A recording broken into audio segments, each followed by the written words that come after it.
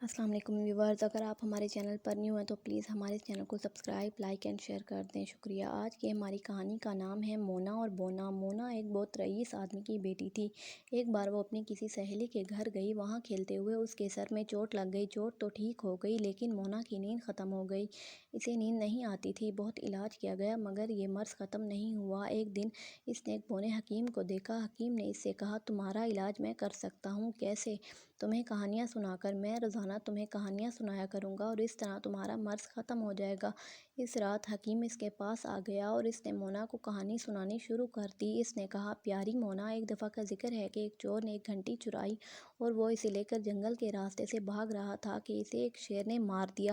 وہ گھنٹی دو بندروں کے ہاتھ لگ گئی اور انہوں نے اسے بجانا شروع کر دیا۔ اس گھنٹی کی آواز ایک قریبی گاؤں کے لوگوں نے سنی اور سب سمجھے کہ کوئی دیو آ گیا ہے جو ان لوگوں کو کھا جائے گا، اس لیے سب اپنے اپنے گھروں میں جا کر چھپ گئے۔ ایک لڑکی بہت سمجھدار تھی، وہ اس آواز سے نہ ڈری اور اس کے دماغ میں ایک ترکیب آئی۔ اس نے اپنی ٹوکری اٹھائی اور اس میں بہت سارے پھل ڈالے اور اس طرف چل دی جہاں سے وہ آواز آ رہی تھی۔ جیسے ہی وہ اس جگہ پہنچی، اس نے وہ ٹوکری اس درخت کے سامنے رکھی اور فوراً چھپ گئی۔ جب بندروں کی نظر پھلوں پر پڑی تو انہوں نے گھنٹی وہیں پھینکی اور دونوں پھلوں کی طرف لپکے۔ اس لڑکی نے فوراً وہ گھنٹی اٹھائی اور گاؤں کی طرف بھاگ گئی۔ اس طرح سب سمجھے کہ یہ لڑکی بہت بہادر ہے، اس نے ہماری جان بچائی اور اس نے دیو کو مار دیا ہے۔ سب نے اسے بہت سے تحائف دیے۔ تو پیاری مونا، تم نے اس کہانی سے کوئی سبق لیا؟ ہاں، کیوں نہیں؟ تو پھر دوسری کہانی سنو۔ ایک مرتبہ تین دوست شیر، بھیڑیا اور لومڑی شکار کے لیے نکلے۔ تینوں نے ایک موٹا تازہ ہرن دیکھا لیکن تینوں یہی چاہتے تھے کہ وہ اکیلے ہی شکار کریں اور سارا گوشت خود کھائیں۔ اس لیے تینوں سوچنے لگے کہ کیا کیا جائے کہ پورا گوشت انہیں ملے۔ بہت دیر چلنے کی وجہ سے وہ تینوں تھک گئے، اس لیے ایک درخت کے نیچے بیٹھ گئے۔ تینوں کو بہت بھوک لگ رہی تھی۔ تینوں نے فیصلہ کیا کہ بھیڑیا کھانا لینے جائے گا، لومڑی پانی لینے جائے گی اور شیر نے کہا کہ وہ جنگل کا بادشاہ ہے، اس لیے کہیں نہیں جائے گا اور بیٹھ کر ہرن پر نظر رکھے گا۔ بھیڑیا جب کھانا لینے گیا تو اس نے سوچا کہ ان دونوں کو مارنے کے لیے وہ کھانے میں زہر ملائے گا اور خود سارا گوشت کھا جائے گا۔ لومڑی نے خود پانی پی لیا اور ان کے لیے پانی میں زہر ملا دیا تاکہ جب وہ پانی پئیں تو مر جائیں اور ہرن اسے مل جائے۔ جب دونوں واپس آ گئے تو پہلے بھیڑیے نے دونوں سے کہا کہ تم دونوں کھانا کھا لو، میں تو کھانا کھا چکا ہوں اس لیے میں پانی پیتا ہوں، تم لوگ کھانا کھاؤ۔ ادھر دونوں نے کھانا کھایا اور بھیڑیے نے پانی پیا اور تینوں ہی مر گئے۔ سچ ہے، لالچ بری بلا ہے۔ اگر تینوں لالچ نہ کرتے تو تینوں کو ایک ایک حصہ ہرن کا گوشت مل ہی جاتا، لیکن اب تینوں کو کچھ بھی نہیں ملا۔ تیسری رات مونا کو اپنا ذہن سوتا ہوا محسوس ہوا۔ حکیم نے تیسری کہانی شروع کی۔ ایک دفعہ کا ذکر ہے کہ ایک بادشاہ جو کہ نہایت ضعیف ہو چکا تھا اور اپنی عمر کے اس دور میں پہنچ چکا تھا کہ اب اسے اپنے بعد اپنا جانشین مقرر کرنا تھا۔ اس کے تین بیٹے تھے۔ اس نے سوچا کہ ان تینوں میں ایسی کون سی خوبی ہے جس کے باعث وہ اس کے بعد بادشاہ بن سکے، لیکن اس کے تینوں بیٹے بہت کاہل اور کام چور تھے، لہٰذا وہ یہ سوچتا رہا کہ جب کاہل بیٹوں کے ہاتھوں میں ہی حکومت جانا ہے تو کیوں نہ اس بیٹے کو بادشاہ بنایا جائے جو سب سے زیادہ کاہل ہو۔ یہ سوچ کر اس نے اپنے تینوں بیٹوں کو اپنے پاس بلایا اور کہا کہ تم تینوں اپنی اپنی کاہلی کی کوئی مثال پیش کرو۔ بڑے شہزادے نے کہا، میں اتنا کاہل ہوں کہ اگر میری آنکھ کے اوپر مٹی کا ذرہ آ جائے تو میں تیز ہوا کا انتظار کرتا ہوں، چاہے مجھے اس کے لیے پوری رات جاگ کر گزارنی پڑ جائے۔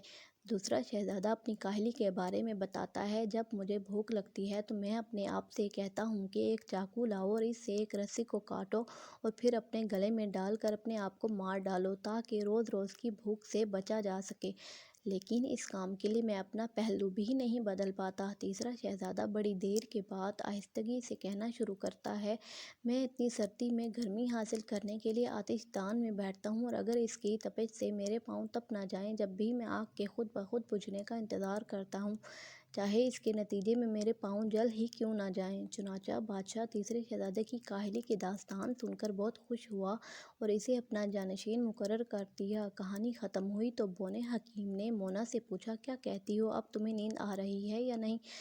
ہنس کر بولی، تمہاری کہانیاں ہی اتنی دلچسپ ہیں کہ میری تو نیند دور بھاگ گئی، یہ تم مجھے اور کہانی سناؤ۔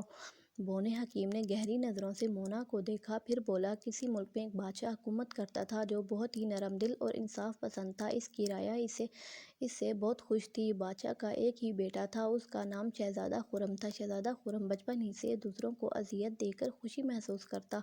شہزادہ خرم بہت سنگ دل اور ظالم انسان تھا۔ بادشاہ ہمیشہ اسے دوسروں کے ساتھ اچھا سلوک کرنے کی تلقین کرتا، مگر شہزادہ خرم کے کان پر جوں تک نہ رینگتی۔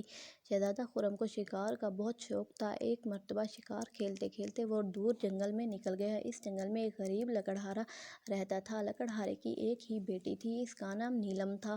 نیلم بہت ہی حسین اور عقل مند لڑکی تھی۔ شہزادہ خرم نے جب نیلم کو دیکھا تو وہ اس کی خوبصورتی سے بہت متاثر ہوا اور اسے شادی کا پیغام دیا۔ نیلم نے شادی سے انکار کر دیا تو شہزادے نے اسے اغوا کرنے کا حکم دیا اور نیلم کو اغوا کر کے اپنے محل میں لے آیا۔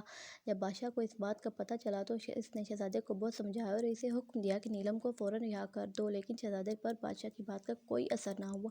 شہزادہ خرم نے نیلم کو قید خانے میں ڈال دیا اور اسے 2 دن کی مہلت دی کہ 2 دن میں اگر اس نے شادی کے لیے ہاں نہ کی تو شہزادہ اسے اذیت دے دے کر جان سے مار ڈالے گا۔ نیلم نے کہا کہ اسے بھی نیلم کی ایک بات ماننا پڑے گی۔ نیلم بادشاہ کے دربار میں حاضر ہو کر کچھ کہنا چاہتی ہے۔ جب بادشاہ کو معلوم ہوا تو اس نے حکم دیا فوراً نیلم کو دربار میں حاضر کیا جائے۔ شہزادہ خرم بھی دربار میں موجود تھا۔ نیلم نے شہزادے سے کہا، میرا پہلا سوال یہ ہے کہ دنیا میں تمہیں اپنی خوشی سے زیادہ عزیز کس کی خوشی ہے؟ شہزادہ سوچ و بچار میں پڑ گیا۔ کافی سوچ و بچار کے بعد اس نے کہا، سب سے زیادہ اسے اپنے والدین کی خوشی عزیز ہے۔ نیلم نے شہزادے کی بات سنی اور کہا، تو پھر تم کیوں اپنے والدین کی خوشی کا خیال نہیں رکھتے؟ انہیں کیوں اذیت میں ڈالتے ہو؟